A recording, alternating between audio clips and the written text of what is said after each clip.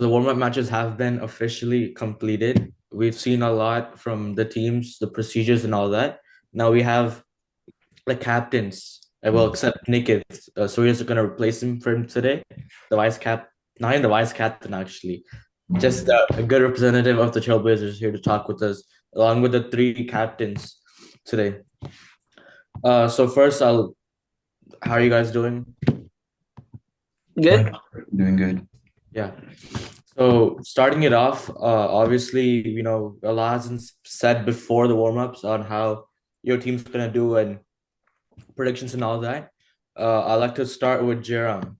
Your prediction, I still remember, was that you're gonna be a lot aggressive, batting wise, bowling wise. So did this reach your mark when your team scored about 116 runs? Yeah, I really wanted to be aggressive in batting, and Rehan, showed that, it was really good. For bowling wise, I wasn't being aggressive for bowling, more experimental. I was testing new things, with the new pitch. So, I mean, aggressive bowling, you're going to probably see that in the future, but aggressive batting is going to be staying like that. You're going to see more of that for sure. Going more into, I would say, the team split and all of that. I like to go to Surya, the representative of the Trailblazers today. Talking about your team, you've seen Nikith yourself as both core players of the team didn't quite perform that well, and basically the non-core players won the game for you guys. Does that look like a concern in the near future, or is it something to just I wouldn't necessarily say won the game because between me and Nickit, we bought 6 overs, correct? And I obviously got Rehan out. We were very short-handed. Me and David bought 4 overs combined. And if you're saying sort of like the non-core players are sort of carrying the game, I'd have to disagree there because like Nickit got crucial wickets. He only had a two economy. His bowling was amazing. Also, me, sort of, I got Rehan out, sort of that game changing. It was okay, like a not that high economy. So I believe that me and Nickit did help keep them to a low score. And RF did help, for batting, obviously RF sort of like carried us, yeah. But for bowling, it was like a hope for the future. Even though like we were really short-handed for bowling, we only had two real bowlers, we did really good. So I think that's something to work off of, but batting could definitely improve between me and Nickit, batting performance. But for yeah, bowling, I think we yeah. played our part, me and Nickit. Yeah, so I mean, talking about bowling, right? You're a wicketkeeper batsman who bowled 3 overs yesterday. Does that seem like a concern to you guys, especially when you're not seeing Akshay frequently? He just played one debut match so far, and after that, the next match he's probably gonna play is the first game for you guys. Does that seem like a concern where you don't even have at least two main bowlers for your team as core players? I'd say that, yeah, sort of if I had to go 3 overs again, that might be a concern. But as I said, Akshay said he'll be looked to be available for the actual real matches. And hopefully you get a few non-core players to our advantage. If Veer wasn't there, we would have like greatly used Veer to help bowl those 3 overs. And I can bowl 1 over, it's fine. Like in case we only have three real bowlers, I can always like just sub in and bowl an over. Yeah. And Dhruv, coming to you, obviously, you told us that Deepish is going to be the one that's going to be opening for you guys, and obviously that did not go in the right pathway. But something really good that honestly I've expected was that yours and Ashit's partnership was the second best partnership. Obviously apart from what we just seen from Arif and David, but before that, I mean, this was a partnership that was four per over and just maybe not even going to 40 runs and dropped it to almost 70 runs. So did you change your opinion throughout these couple of hours after the warm-up games that should Deepish really be opening? So I'll be honest, I did say Deepesh was opening, but I also said that it's an experiment. It's a test. It's not my actual strategy. Then I told you that. And talking about the partnership, I it might be the second best partnership, but I'll be honest, we weren't aggressive enough. We were just I don't know so chill. Nothing made us mad, except the Surya's mistake. We were I don't know there was no aggression in our team. So yeah, Yeah, talking about aggression, right? Your bowling has been quite bland in the warm-up game against the Trailblazers. Is that something that you guys have to work on, especially again, seeing two young bowlers, Deepish and Arshit, both the young and just came in and you're helping them out as well. So does that seem like a concern where you don't actually have a quite experienced bowler up in front trying to lead the team in bowling? I don't see it as a concern. I feel like because our bowling did pretty good, because we almost got them all out. You think about it, and we might have also won the. I mean, we were definitely winning the game if there was no single batting. So I don't feel like bowling is much of a concern. There might not be variations, but there is definitely wicket taking ability. Yeah, coming on to you, Simon. Obviously, it's been a miraculous what couple of hours, especially seeing how RF actually has been. We might. I think this is his prime right now. A couple of matches, and both of the matches he was the man of the match. And obviously, your batting has just been really. I mean, if you come in and knock as well with Arjun, how he's performing with RF, who's just been performing so greatly, batting should not be something to worry about. But for bowling as well, we just seen uh Arjun have an injury and RF's been bowling consistently dead balls and it's a little bit shaky right now. Does that seem again a little bit of a concern where obviously you also gave a hand as well who gave 18 runs in an over. So not having maybe right now currently prime bowlers in your team, does that seem sort of a concern where, obviously there might be some matches where I have to concede almost a lot of runs in order to chase that down. So it's going to be really high scoring for you. Does it seem like a concern where you're not even actually a bowling front team? Okay, I think our bowling really was our bowling was not that bad, especially Arjun and Araf. And I'm not even a bowler. Where we took hits was our non-core player Deepish. That's where he conceded 50 runs. That should not just happen. And what I want to say is my bowlers, my team bowler, Araf and Arjun, conceded more than 20 runs, 3 overs. That's to be expected. You're playing a batting dominated team. You're playing against Rehan and Abhinav, who have been known to go have high score. And we dropped catches too. Our wicketkeeper dropped a catch. Two of our wicketkeeper dropped a catch. I think that's where our problem lies. We could have capped Rehan and Abhinav both at maximum 20 to 25 runs. And they're amazing batsmen. That's why I think our bowlers conceded a lot of runs, but that's to be expected. But if we're playing against the Thunders or the Trailblazers, Abraham I'm left. sure. What?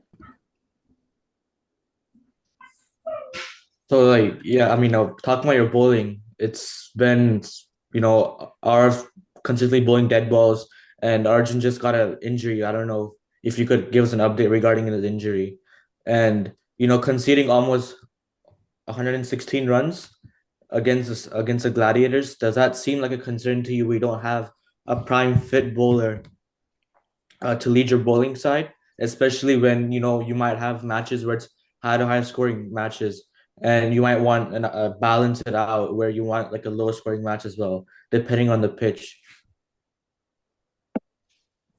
I would have to. What I want to say about this is our problem. Okay, we played against Jairam's team. That's a batting dominant team. Any team would concede this, right? Any bowlers would get 20 plus runs when playing Jairam's team. It's just how it is. He has that talent in his team, and you can't avoid that. But what's not acceptable is getting 50 plus in over. That's obviously what Deepers did.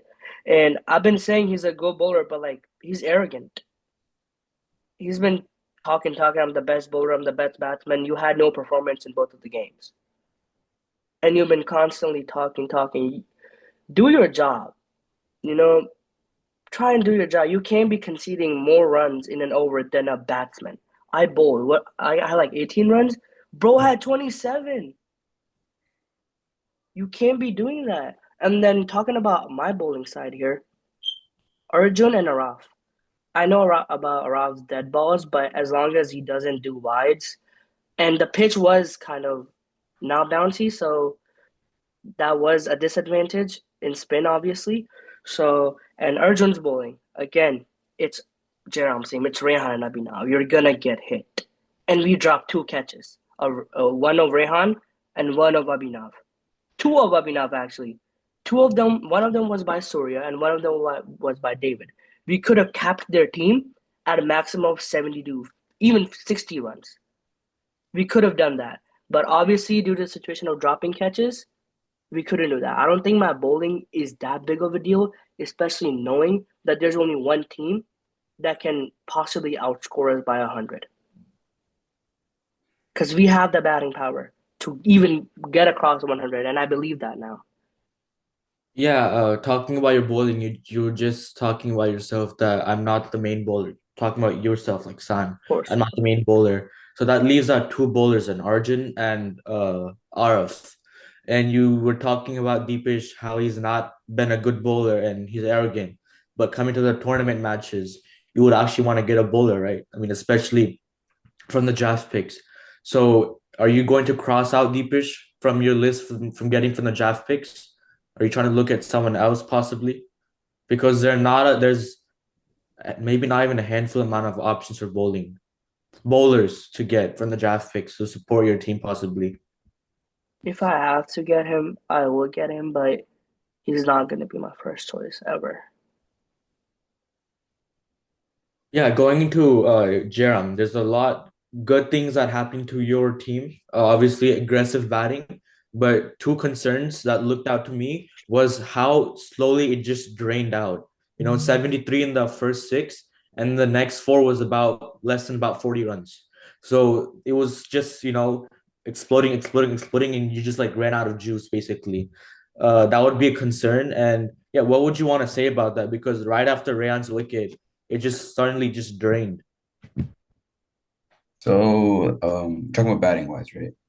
Yes. So batting wise, the after Rehan, I was planning to go, but I wanted Surya to go in because I believed he'd get some boundaries, and he did.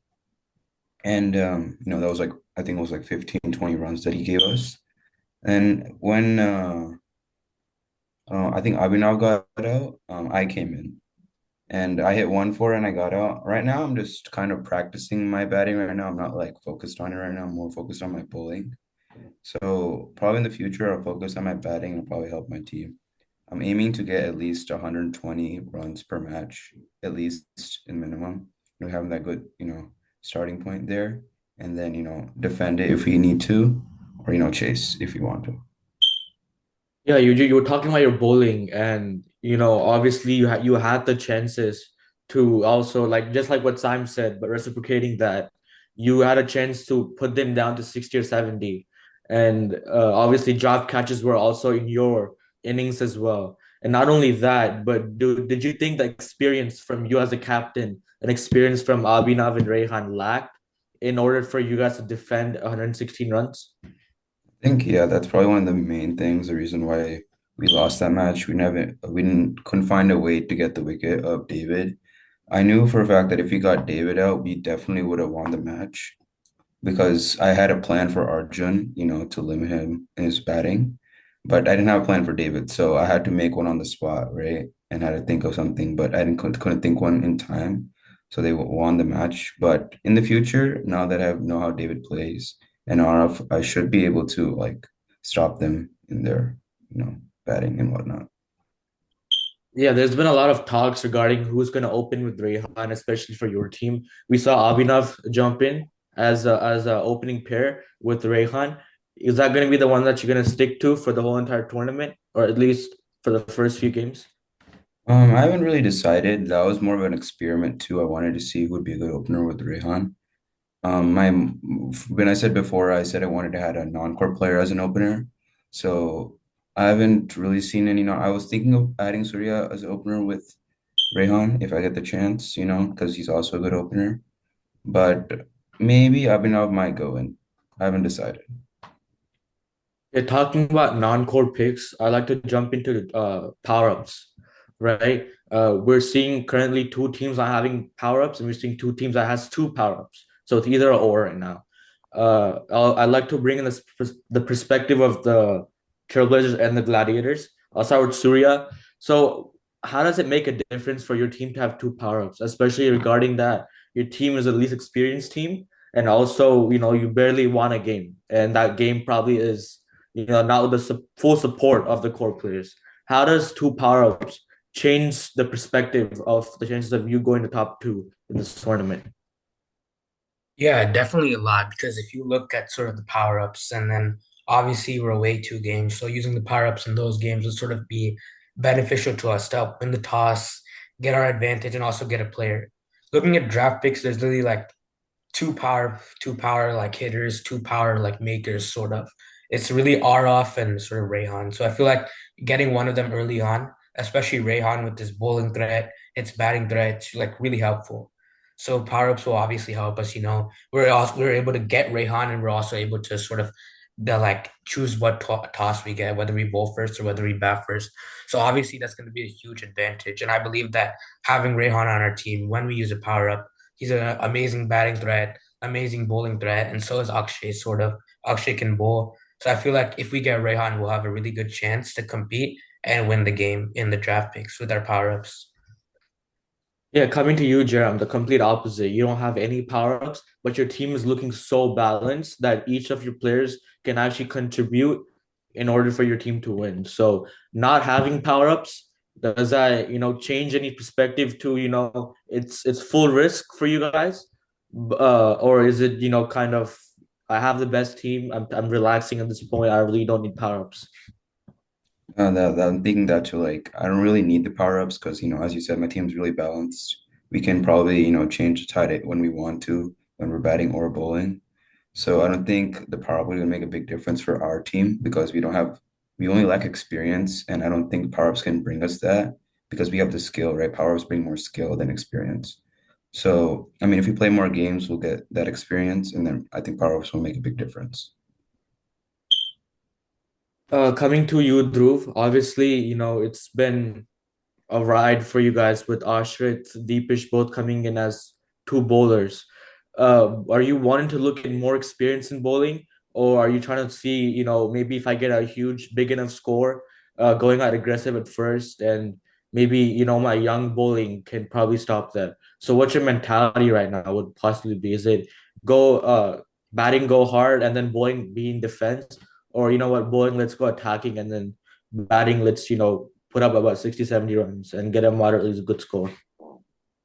I feel like what our mentality right now would be to get like 60, 70 runs, you know, like bowl first, like limit them to 50 or bat first 60, 70 runs. And we can definitely defend that score. And you can see we almost defended it. So, and I think the wicket taking. So, what happened with us last game? Obviously, the person that we like picked, Rehan, he did not perform much. So that is where we kind of lost the game. That's it. My core team performed, even though Deepish might have not performed for Sam's team, but you could see first game he had economy of 6. He only gave like 12 runs, and he also like got a wicket. So you can see that. And Ashit, he's definitely the player. Like he's definitely the person I would trust with my what do you call it with batting and bowling. And they're young, so what other thing that gives us is that they don't get tired as fast as some other people.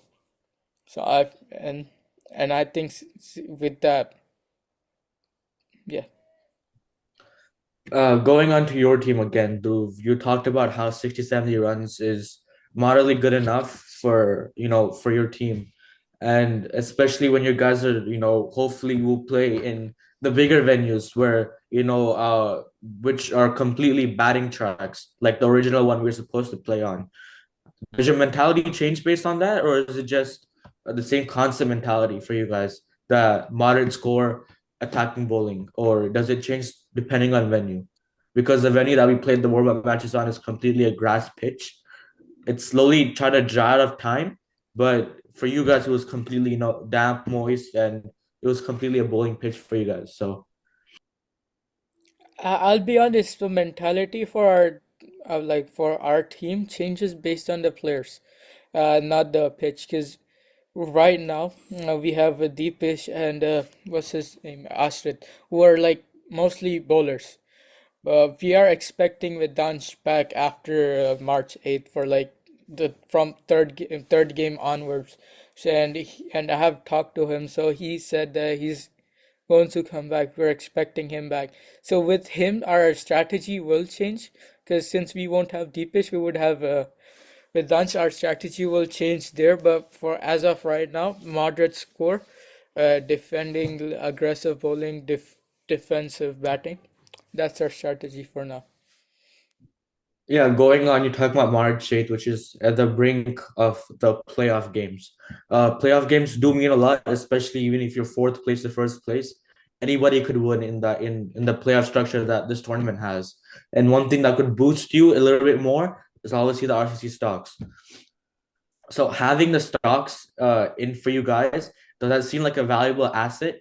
Anybody could answer. Let's start with Sime and then let's go to Surya, Dhruv, and Jerem. So having stocks, winning the stocks basically, does that give you guys a little bit more of a boost and confidence in the playoffs?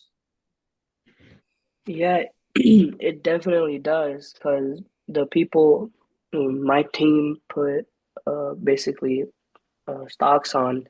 We bought their stocks is people that I believe will perform, and if we get the results we want, we could possibly get a power up. And obviously, with our batting attack, if I'm able to add Rehan in it, I think there isn't a bowling attack that can stop us. Because obviously Rehan is immensely good, and if I'm able to get him, it's obviously really gonna be. I'm not saying it's possible, it's impossible. Obviously, anything can happen, as y'all saw, but it's gonna be really hard. So I'm hoping those stocks can do us a favor in the playoffs. Yeah, coming to you, Surya, especially when teams have been talking about, how you might not even make it a top two and you might even stay in the eliminator. Obviously, power-ups would be a big asset for you guys as well.